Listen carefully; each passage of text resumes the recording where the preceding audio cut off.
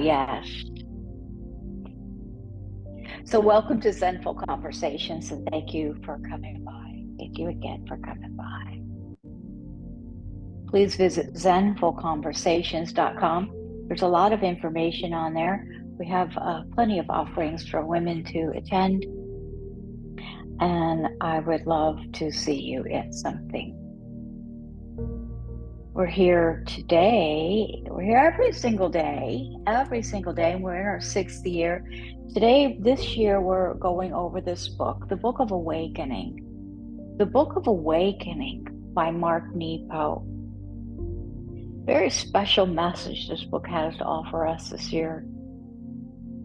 We're fortunate to have this book come our way. The Book of Awakening by Mark Nepo. This New York Times bestseller is described as having a life you want by being present. By being present to the life you have. The message we're offered for this leap year, it's February 29, this conversation day number 1859, is titled, Who's to Say? Who's to say?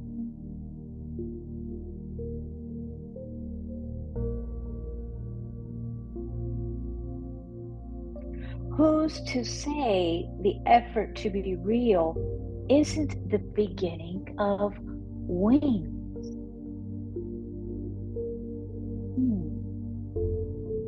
Feel that. Who's to say the effort to be real isn't the beginning of wings? Who's to say that the budding of wings from the ribs of small birds doesn't begin with the impulse within them to live?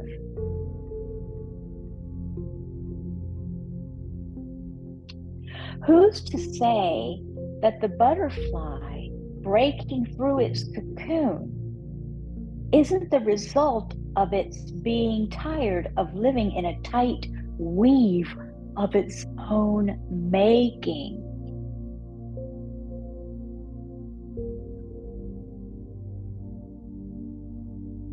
Who's to say that the migration of flamingos from South America to Africa doesn't begin with a yearning to eat the yellow ribbon that keeps lining the horizon?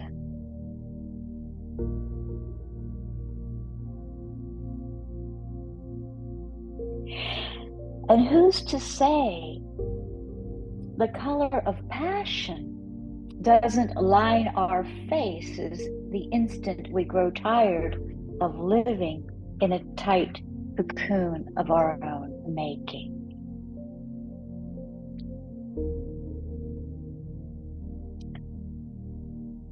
Who's to say the journey to love?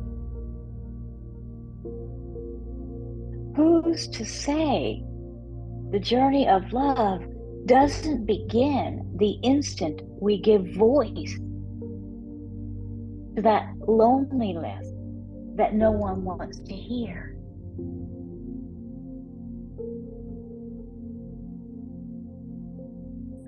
Who's to say the journey to peace doesn't sprout like a small wing the instant we let our feelings find their place in the world?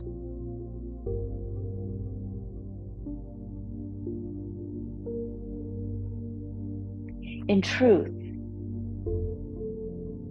every effort that is allowed its full beat within will ripple as a birth of some kind in the world. Take a breath with that for a moment. Let's just take a breath.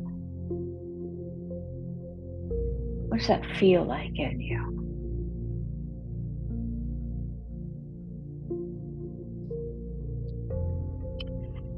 I remember years ago when we were talking about this journey of self-love in our conversations. And I remember talking about how we got to keep chipping away at it. Because a lot of us lost ourselves along the way. A lot has happened. And we're not looking at that anymore. We're looking at how to crawl out of that hole. And I remember talking about, though, how if we may be doing things and may not even recognize that, well, we feel like we're not doing anything because we don't see any evidence of it. And we may get frustrated, and that's the danger zone of giving up on ourselves yet again. And that's one of the reasons that we also had a conversation on self-discipline, because we need to keep going. But I remember talking about it as if it was a ship. Then people turn that wheel on that ship a long time before that big ship even looks like it's going in any other direction. They're turning that wheel, they're turning that wheel, they're turning that wheel, and that ship is still going this way. It don't even look like they're turning it. And eventually, it starts to turn. It starts to turn. And I'll tell you right now, I'm freaking living proof. I'm blown away. I'm astounded by what a practice can do. Absolutely astounded. Blown away of the power of the practice, because that's all it is. Ain't nothing special going on here. I just practice, and I'm gonna tell you, it's changed my life completely. What else? The glaciers. We only see this tippy top. Look what went on underneath before anybody saw anything. Trees, the roots, the plants. We only see the sprout. So who's to say where the hell this stuff starts? Our thoughts, our things, our thoughts, our actions. Thoughts are actions. And sometimes it takes a lot of thought before an actual action can even begin to happen. As I believe in visualization, very much so, because of the way it works for me. Let's just say that. I visualize it. I feel like I'm practicing something. And with enough practice, it becomes who I am. So I think originally I might have said that fake it till you make it thing, because Lord knows when we're starting a completely different way of being, it's hard for it to feel authentic.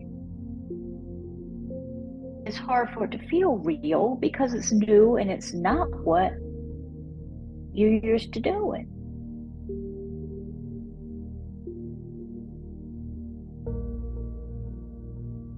But with practice until you become it.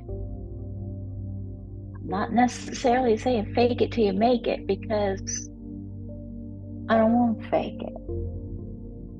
I want to practice until I become it.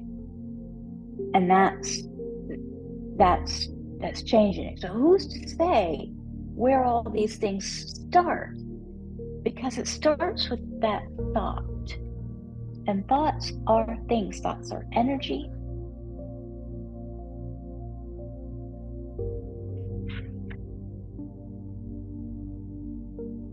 And this lie, breaking through the cocoon, tired of living in a tight weave of its own making. I felt that. I felt that.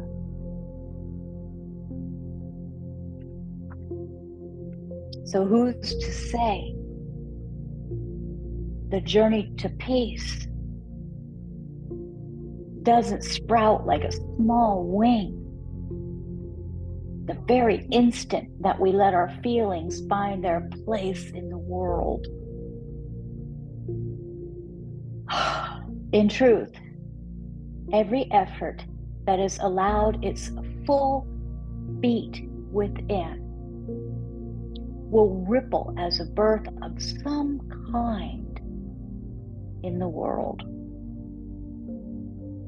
The meditation, let's take a breath there. The meditation that we're offered. The meditation we're offered. It says to center yourself and breathe deeply. So just breathe, feel your breath, come into that, come into that. Center yourself and breathe deeply. And on the high point of that inhalation, inhale, imagine the still center as the inner sun of spirit. Imagine the still center as the inner sun of spirit. And then let it flood you with its light each time you exhale.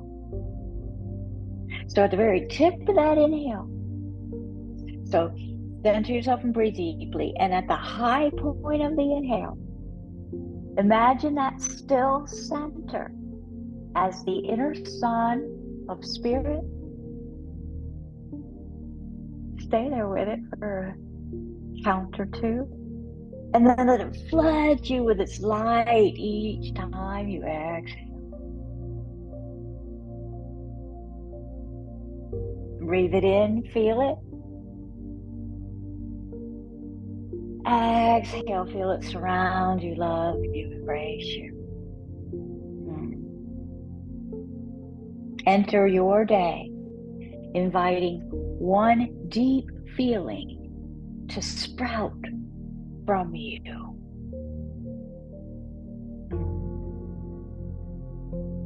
Thank you, Mark Nepo.